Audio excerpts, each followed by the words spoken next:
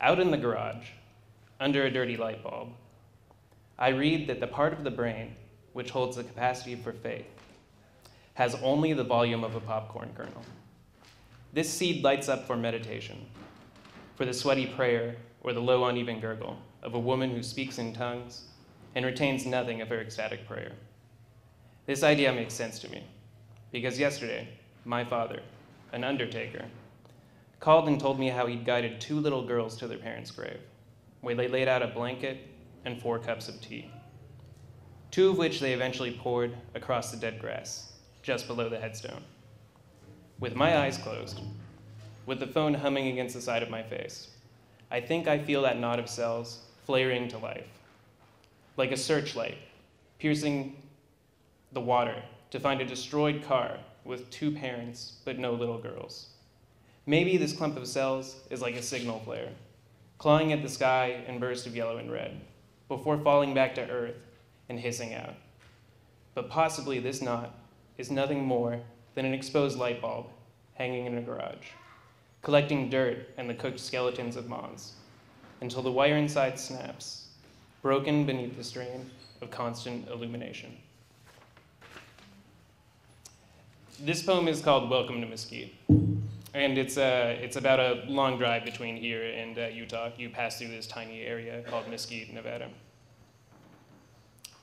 The storm sent a bat spiraling across the highway and ripped it through the beam of my headlights.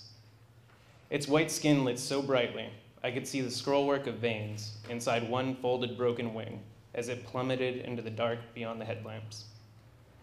In the blackness, the sand dunes rolled soundless, the dry particles swallowing that bat as easily as water, as completely as the charcoal rocks absorbed the moonlight, as my memory swallows the shrieking I imagined, the death cry buried beneath the wind.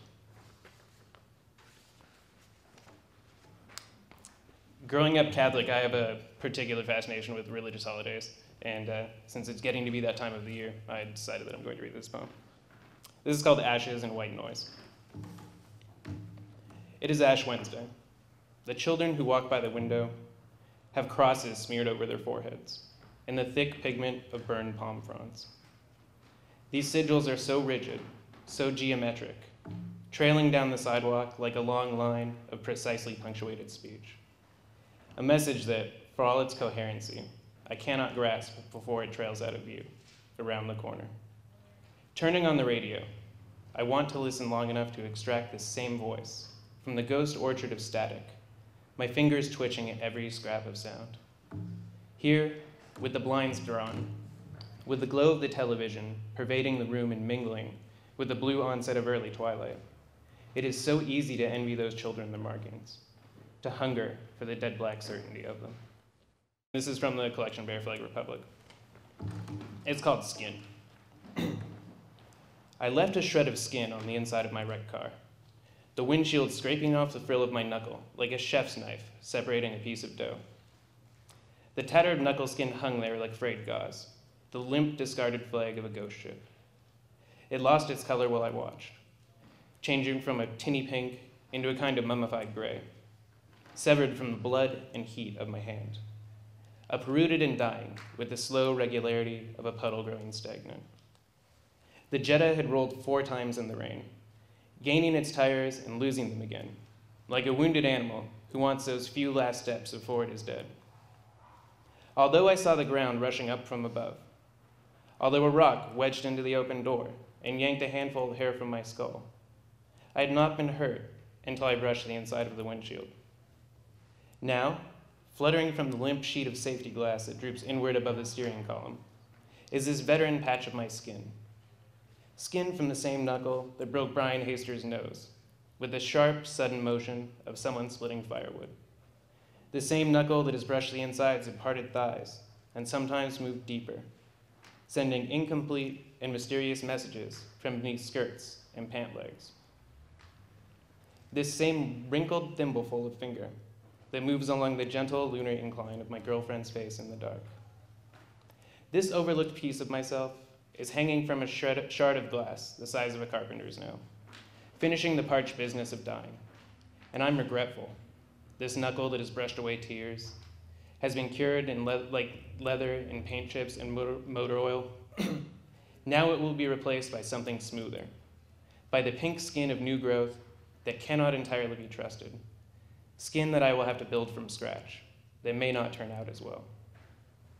Somewhere else, on the side of the freeway, there is also that clump of my hair, maybe dyed black, covered in transmission fluid and tar, wrapped around rocks and tied into knots by the turbulence of passing cars. I hope that a few strands have been buffeted to other places, carried by the contrails of big rigs up into the Cajon Pass to rest with the ashes of my cousin. Wrapped around an axle, I'm brought up north where a blue jay will put it into her nest, tucked inside the latticework of the Golden Gate Bridge. These silly dreams are important because this skin is not going anywhere. It will be towed away with the car frame once I clean out my possessions. A secret bit of humanity, tucked into the crushed hulk such places make of cars, hidden away inside the wreck we make of the world.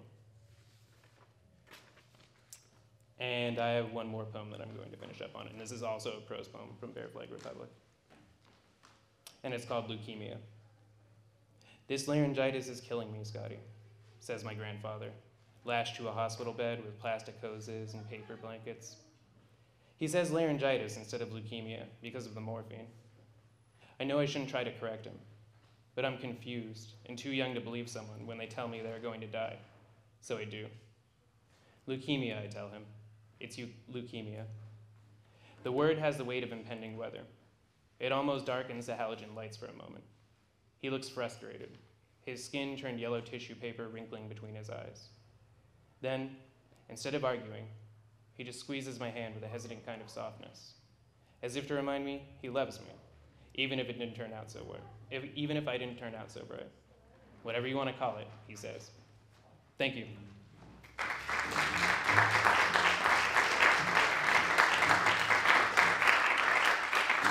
Thank you, Scott Creley.